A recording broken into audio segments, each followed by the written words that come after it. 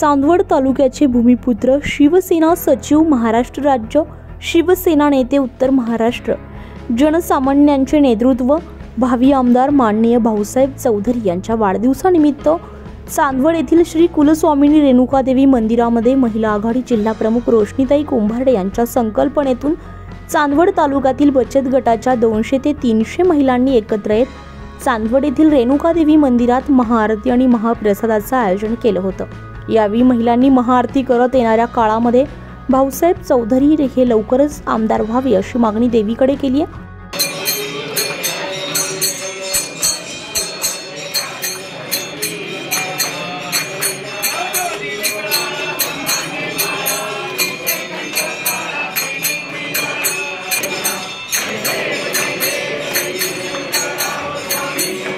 यावेळी नाशिक संपर्क प्रमुख सुनील पाटील, महिला आघाडी संपर्क प्रमुख नाशिक जिल्हा छायाताई वाघमारे, महिला आघाडी जिल्हा प्रमुख रोशनीताई कुंभारडे, मुक्ताताई गुंजाळ, कविताताई उगले, लीना महाले, शांताराम ठाकरे, विकास भुजाडे, संदीप उगले, निलेश ढगे, मुकेश कोतवाल, दीपक शिरसाट, बापू अहिरराव आदींसह शिवसैनिक आणि मोठ्या संख्येने महिला यावेळी उपस्थित होत्या। सगळ्यांनी एका फोनवर इथे आल्या त्याबद्दल सर्वप्रथम सगळ्यांचे धन्यवाद। आज आपण इथे जमलोय आपल्या लाडके नाशिक जिल्ह्याचे, चांदवड तालुक्याचे आणि वडनेर भैरवचे भूमिपुत्र माननीय श्री भाऊसाहेब चौधरी साहेब यांचा आज जन्मदिवस आहे। त्यानिमित्ताने आपण महाआरती आयोजित केली होती।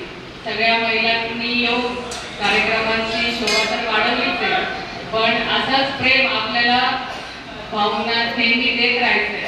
कारण आपल्या चांदवड देवळा तालुक्यातनं भाऊंना आपण आमदार म्हणून बघत आहोत, तर आज आपण त्यांना शुभेच्छा देऊया की आपण सगळ्या त्यांच्या सोबत आहोतच, पण इथून पुढेही त्यांचं जेही काम असेल किंवा त्यांचे जेही कार्यक्रम असतील ते आपण इथून पुढेही असेच करत आणि सगळ्यांनी मिळून आपण भाऊंना शुभेच्छा देऊ।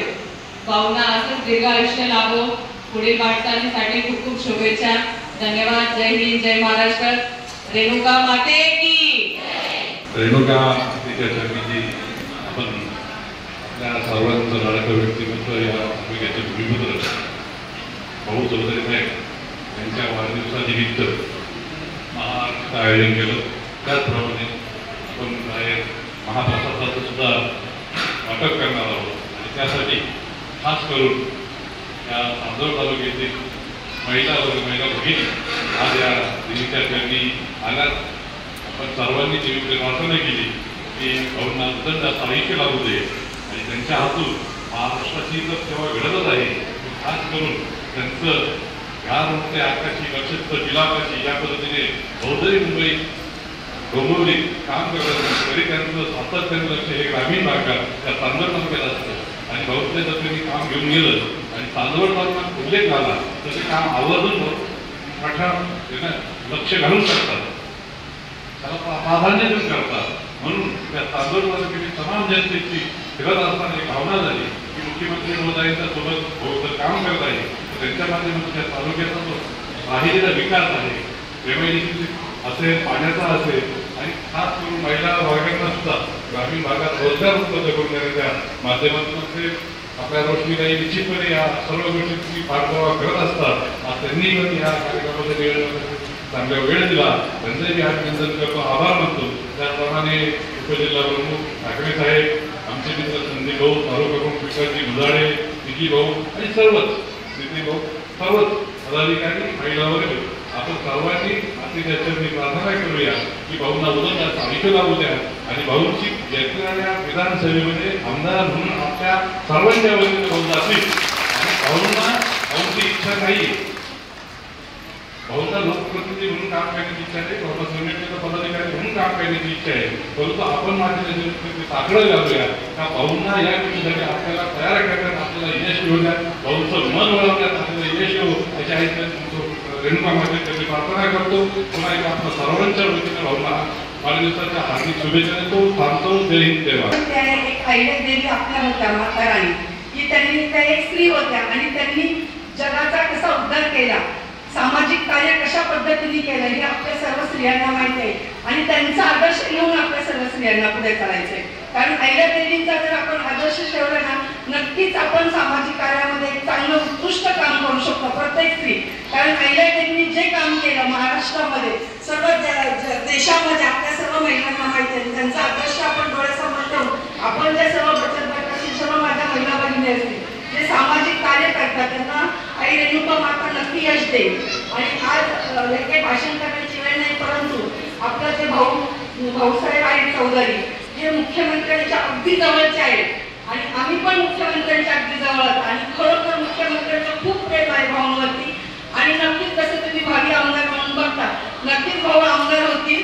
याबद्दल रेणुका माते आपण सगळे लावल्या की भाऊंचं ज्या भूमीवर प्रेम आहे त्या भूमीची सेवा करण्याची संधी रेणुका माते आमच्या भाऊंना मिळू दे, आणि ती नक्कीच मिळेल. रेणुका मातेच्या आपण चरणी बसलेलो आहोत सगळ्यांनी. रेणुका मातेचा नक्की आशीर्वाद भाऊंच्या बरोबर असेल आणि इकडची ह्या तालुक्याची सेवा करण्याची संधी, ह्या नागरिकांची सेवा करण्याची संधी भाऊंना मिळू दे. आपण असं साकडं घालूया रेणुका मातेला. आणि जी आपली कामं असतील चांदवड तालुक्यातल्या भाऊ करतच आहे, परंतु मुख्यमंत्र्यांच्या सतत पाठपुरावा करत असतात की आपल्या तालुक्यासाठी काय अनेक समस्या आहेत तालुक्यामध्ये.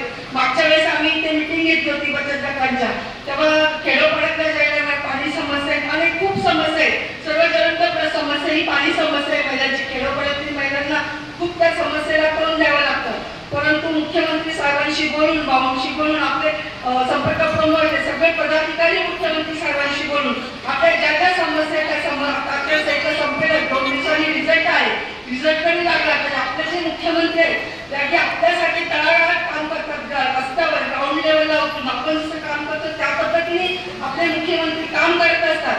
आणि त्याच पद्धतीने आपण मुख्यमंत्री साहेबांकडून आपल्या तालुक्याचा विकास कसा करून द्यायचा ते भाऊ चौधरी आणि सर्व पदाधिकारी मिळून मुख्यमंत्र्यांच्या मागे जाऊन ते नक्की करून देतील. आपण इथे मला बोलवलं, आरतीची संधी मिळाली, रेणुका मातेच्या चरणी दर्शन झालं, त्याबद्दल मी आपल्या सर्वांना धन्यवाद देते. उत्तर महाराष्ट्र लाईव्हसाठी धनंजय पाटील, चांदवड.